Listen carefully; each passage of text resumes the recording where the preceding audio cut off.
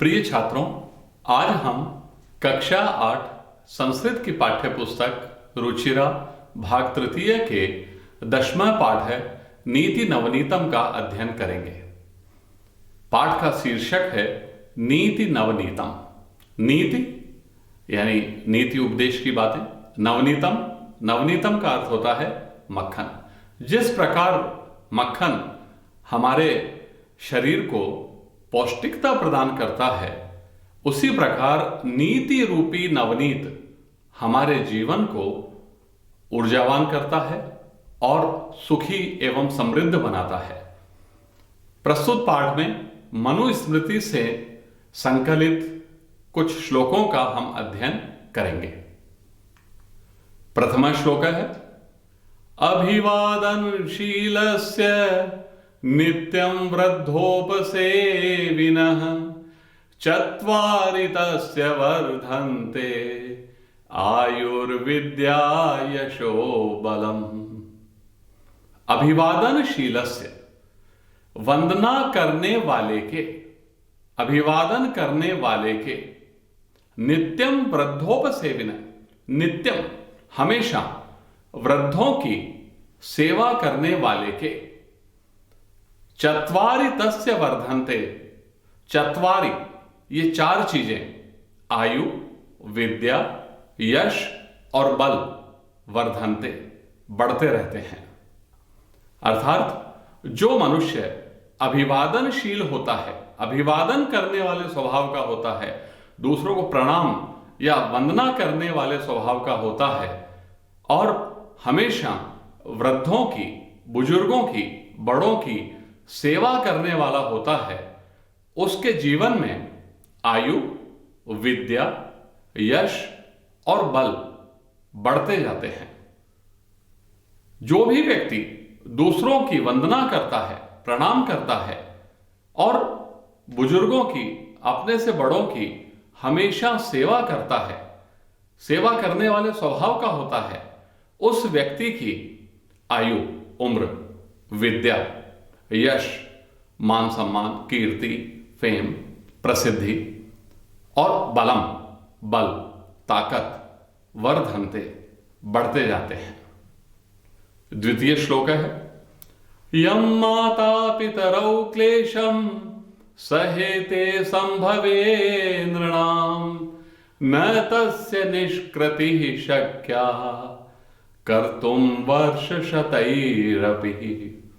माता पितरौ, माता और पिता, नृणाम संभवे, नृणाम मनुष्य के अर्थात संतान के, संभवे जन्म लेने पर, यम क्लेशम सहेते जिन कष्टों को सहन करते हैं, माता और पिता अपनी संतान के जन्म के समय जिन कष्टों को सहन करते हैं, तस्य निष्कृति, उसका निष्पादन, उसका बदला, वर्ष शतई अपि, सैकड़ों वर्षों तक भी न कर्तुम शक्या, नहीं किया जा सकता है।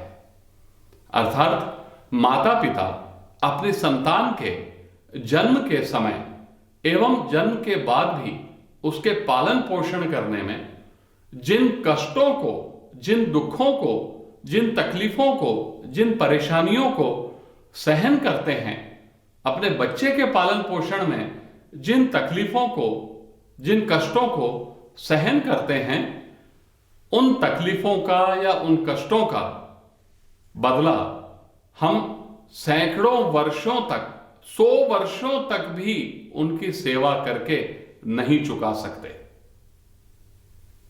माता और पिता अपनी संतान के जन्म के समय एवं उनके पालन पोषण में अनेक कष्टों को सहन करते हैं और हर संभव उनका यही प्रयास रहता है। माता खुद गीले में सो जाती है लेकिन बच्चे को सूखे बिस्तर पर सुलाती है, खुद भूखी रह जाती है लेकिन बच्चे को पहले खिलाती है। इस प्रकार माता और पिता संतान के जन्म के समय जिन कष्टों को, जिन तकलीफों को सहन करते हैं, उन तकलीफों का बदला हम 100 वर्षों तक भी माता पिता की सेवा करके नहीं चुका सकते।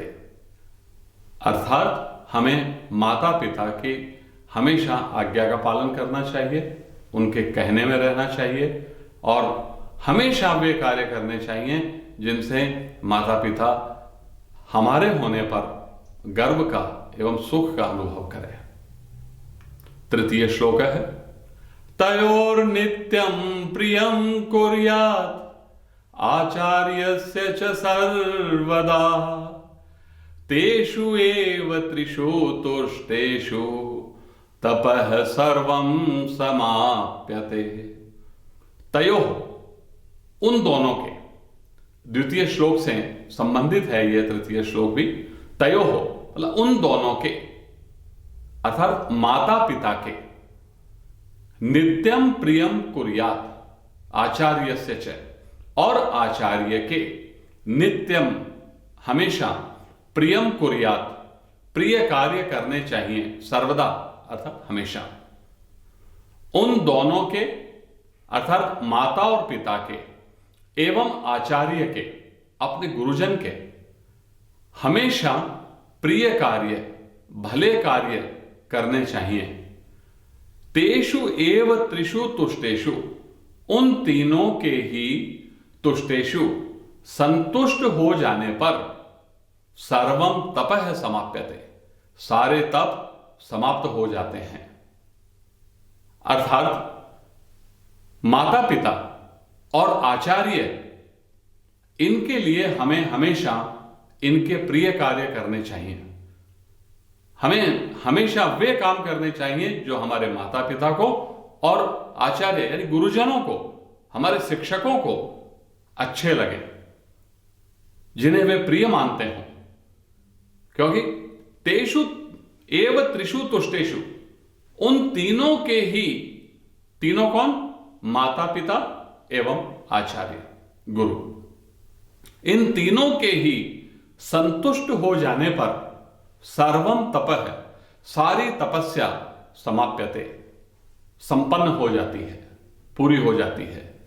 अर्थात हमारे कार्यों से यदि माता पिता और हमारे गुरुजन संतुष्ट हैं तो हमें अन्य कोई भी तपस्या करने की आवश्यकता नहीं है। अतः छात्रों, जीवन में सदैव माता पिता और आचार्य को, गुरुजनों को प्रिय लगने वाले कार्य ही करने चाहिए ताकि हम अपना जीवन सफल बना सकें। क्योंकि माता पिता और आचार्य, गुरुजन के संतुष्ट हो जाने पर सारी तपस्या संपन्न हो जाती है, फिर हमें कोई और अन्य तप करने की आवश्यकता नहीं होती।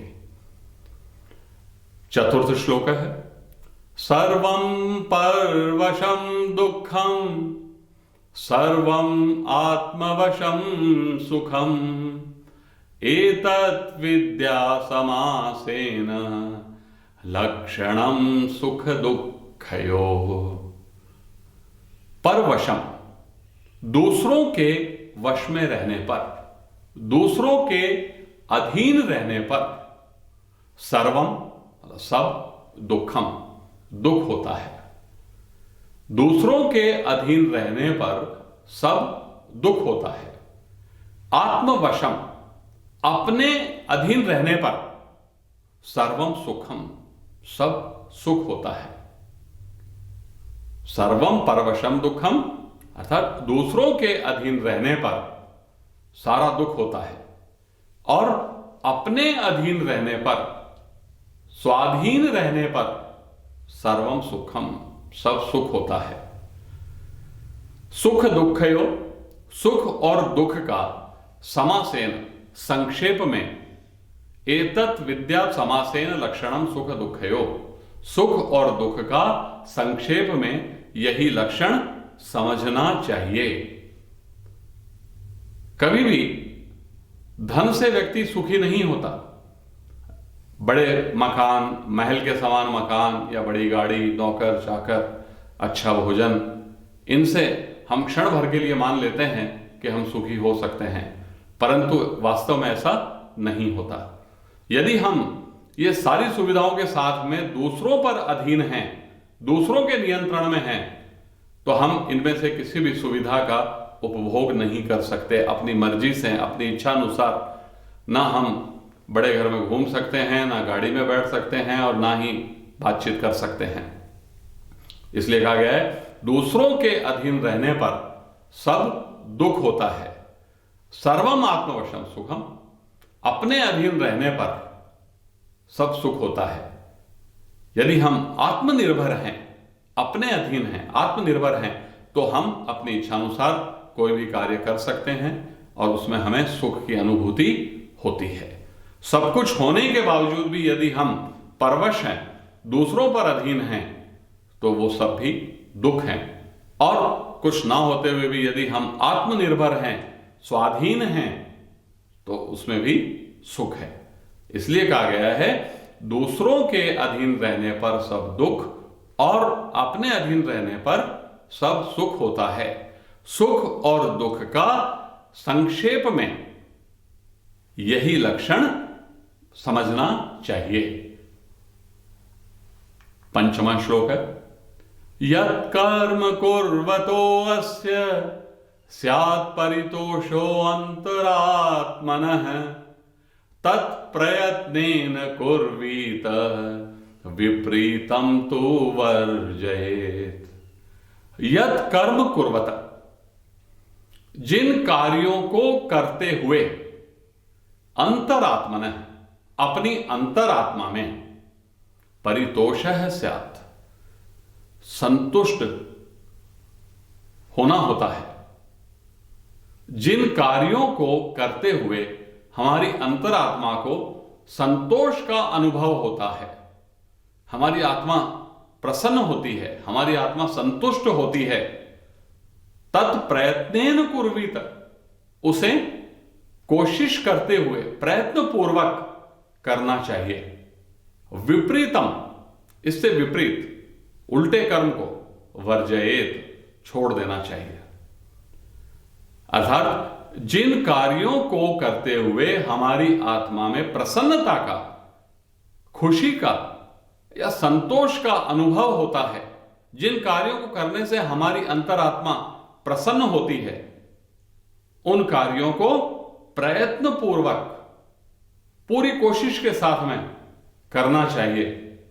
और इससे विपरीत, अर्थात जिन कर्मों को करने से, जिन कार्यों को करने के बाद हमारी आत्मा को कष्ट का अनुभव होता है, दुख का अनुभव होता है, उन्हें वर्जयेत, छोड़ देना चाहिए।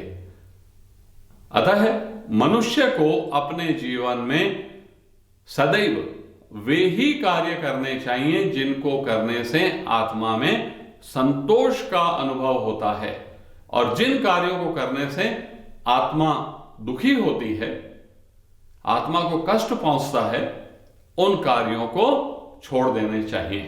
अर्थात जीवन में हमें कभी भी गलत कार्य नहीं करने चाहिए। 6 श्लोक है, दृष्टिपूतं न्यसेत् पादं वस्त्रपूतं जलं पिबेत् सत्यपूतां वदेद् वाचः मनः पूतं समाचरेत्। इस श्लोक में बताया गया है कि हमें कब कैसे आचरण करना चाहिए। दृष्टि पूतम, दृष्टि यानी आंखों से, पूतम पवित्र करके, आंखों से पवित्र करके, अर्थात आंखों से अच्छी प्रकार से देखभाल करके, न्यसेत रखना चाहिए, पादम यानी पैर, आंखों से भली भांति देखकर, आंखों से अच्छी प्रकार से देखकर पैर रखने चाहिए। वस्त्र पूतम, कपड़े से पवित्र करके, वस्त्र से पवित्र करके, अर्थात कपड़े से छान करके, जलम पिबेत, पानी पीना चाहिए, जल पीना चाहिए। पुनः प्रथम पंक्ति का अर्थ देखिए, दृष्टि पूतम न्यसेत पादम, आंखों से भली भांति अच्छी प्रकार से देखकर पैर रखना चाहिए, कपड़े से छानकर पानी पीना चाहिए। सत्य पूताम वदेत वाचम, सत्य से पवित्र की हुई अर्थात सत्य से युक्त वदेत वाचम, वाणी बोलनी चाहिए। सत्य से युक्त वचन बोलने चाहिए, सत्य से पवित्र हुई हुई अर्थात सत्य से युक्त वाणी बोलनी चाहिए। मनः पूतम समाचरित, मनः मन से, पूतम पवित्र, समाचरित आचरण करना चाहिए। अर्थात मनुष्य को आंखों से भली भांति देखकर पैर रखने चाहिए। ऐसा ना हो कि हम इधर उधर देखते रहें और चलते रहें, कभी भी दुर्घटना हो सकती है जिसके कारण हम काफी तकलीफ में आ सकते हैं, कई दुर्घटना भी हो जाती हैं। इसलिए कहा गया है दृष्टि पूतम न्यसेत पादम, आंखों से देखकर पैर रखना चाहिए।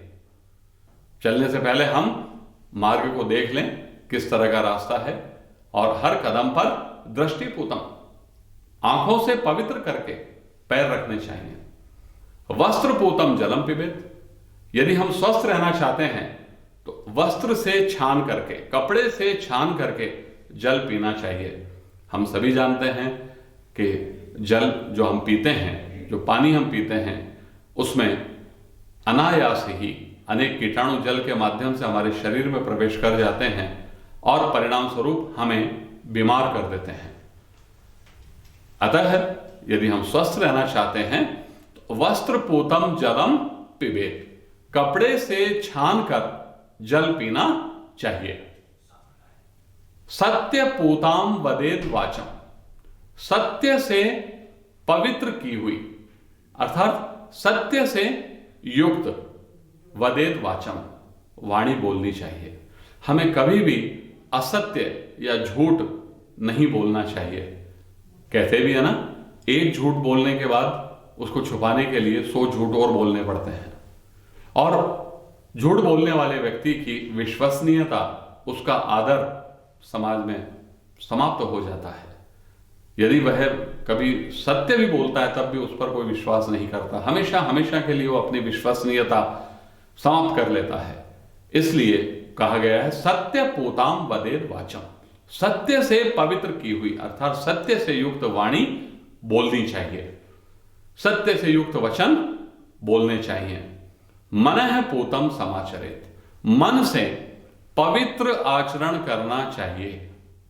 बहुत ही महत्वपूर्ण बात है, मन से हमें कभी भी किसी के लिए अपवित्र या बुरा आचरण करना तो दूर, सोचना भी नहीं चाहिए। क्योंकि हम यदि किसी के लिए मन से बुरा करेंगे तो परिणाम स्वरूप हमारे लिए भी कोई ना कोई बुरा करेगा। यदि हम जीवन में सुखी रहना चाहते हैं, जीवन में शांति पूर्वक रहना चाहते हैं और हमेशा उन्नति की ओर अग्रसर होना चाहते हैं तो आवश्यक है मनः पूतम समाचरेत, मन से पवित्र आचरण करना चाहिए। तो एक बार पुनः अर्थ देखिए, आंखों से पवित्र करके पैर रखने चाहिए, कपड़े से छान करके जल पीना चाहिए, सत्य से पवित्र की हुई अर्थात सत्य से युक्त वाणी बोलनी चाहिए, वचन बोलने चाहिए, और मन से पवित्र आचरण करना चाहिए। धन्यवाद।